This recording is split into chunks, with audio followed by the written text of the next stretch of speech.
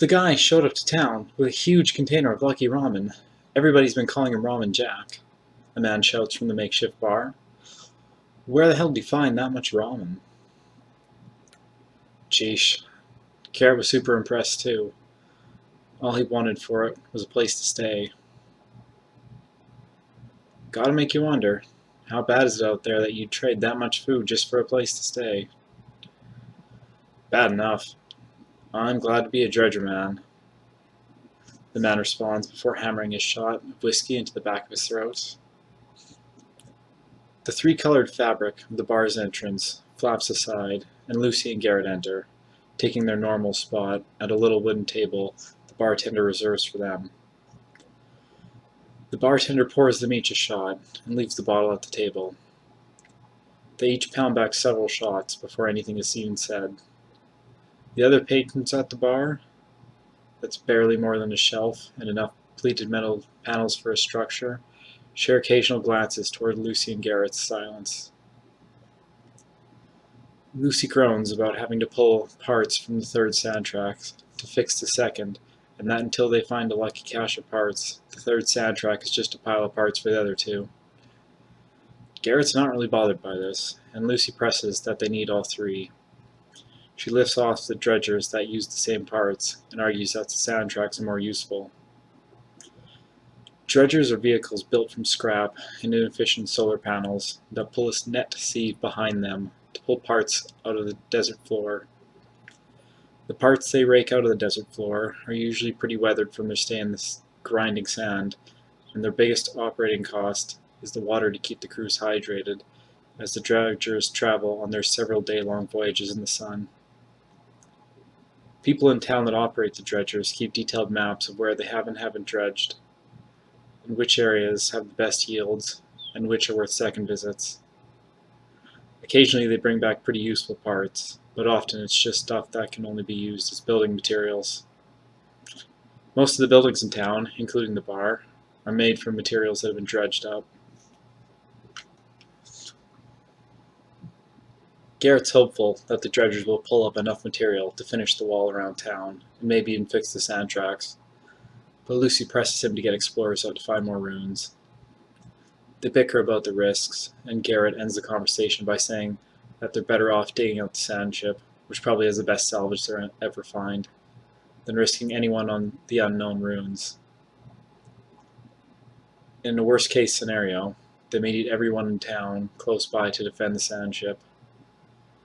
Garrett and Lucy finish about half the bottle, discussing how to set up the town to best hide the sand ship before Jack arrives at the bar.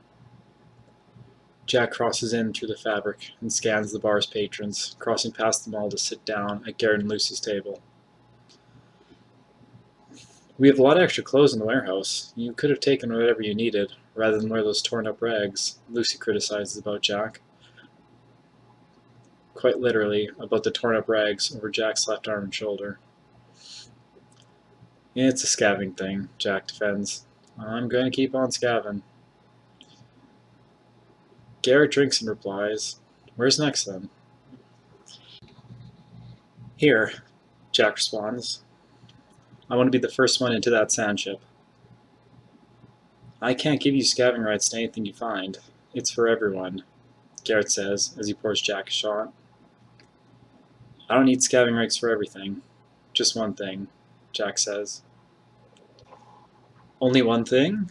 Asks Lucy. Jack nods. Garrett thinks. I don't think I could say no to that with what you gave us, says Garrett. Jack tosses his shot back and slides up from the table. He then pours another round of shots and quietly cheers to the dig. Lucy and Garrett repeat it and toss back their shots. Afterwards, Jack walks off to the doorway and Garrett shouts at him about where he's going in the middle of the night. Jack mumbles back, to dig, and takes a shovel from the entrance of the bar. Halfway through the morning the next day, when the temperature is sitting at the comfortable zone between the chill of night and the furious heat of the day, the digging crew arrives at the base of the sand ship. They find Jack sweating heavily and tossing buckets of sand from a hole in the side of the ship. He takes a break to watch the work crews move into the hull. When they arrive, one of the older guys passes Jack water. "Got a good start this morning?" asks the older guy. "Since last night," Jack says before another swig. "Geez, you scavers are hard-working guys, eh?" "Nah, really lazy," says Jack. "It's easier to dig at night when it's cold." Jack naps on a pile of sand in the shaded corridor of the hull, and the diggers start their work. As they work, the crews below shore up the walls of the town with buckets of sand pulled from the sand ship, hauled up from the ship on ropes like water from a well. After several hours, more than just sand is coming out, and soon there are small piles and components on blankets at the base of the ship. The more experienced tinkerers and mechanics sift through them, looking for a function, lost to find one. The strongest sun of the midday strikes, and the work crews persist through the heat and keep bucketing sand. Everyone else in town contributes some form of help, either through bringing water and food to the crews, or by hunting for wedges of metal to jam into the hull where the sand is filling in from. When the crews start to tire, they rotate in smaller shifts, keeping the work going through the heat and into the night. Things speed up at night in the cold air, and the fatigued workers, inspired by Garrett's impatience, continue to keep the work going. Work continues like this for days, and the crew sleep in 4-hour shifts. A couple of the crew members try to persist through the heat and collapse, including Jack and Garrett, who end up getting scolded by Lucy, who, for lack of anyone better, is the town's occasional doctor.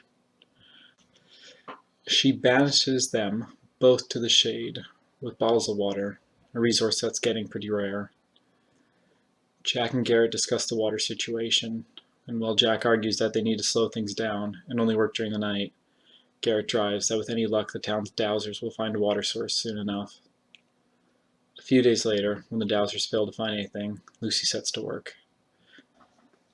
Using sewage, the sun, and a system of tarps only she understands, Lucy's able to get enough water for another few days.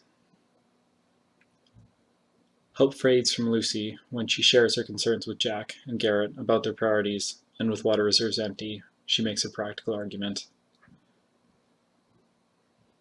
Dredger men and women are pulled off daytime excavations to dredge nearby, while their solar panels can be charged, with dowsers riding along, trying to find water. Another few days. Jack's hesitant to mention it, as it's dangerous, but he suggests taking sand trucks to the ruins he found, the Ramanat, for fuel. Garrett doesn't understand why it's a priority, but the idea clicks for Lucy, and she convinces Garrett it's the right thing to do. She explains to Garrett that when fuel combusts, it produces water, and if they can catch the vapors off a running engine, it could potentially provide enough water to keep the digging going. Within hours, Jack and his small crew take the 2 sand trucks to the Raman ruins to collect the fuel, while Lucy modifies the engine of the 3rd sand track to convert fuel into water.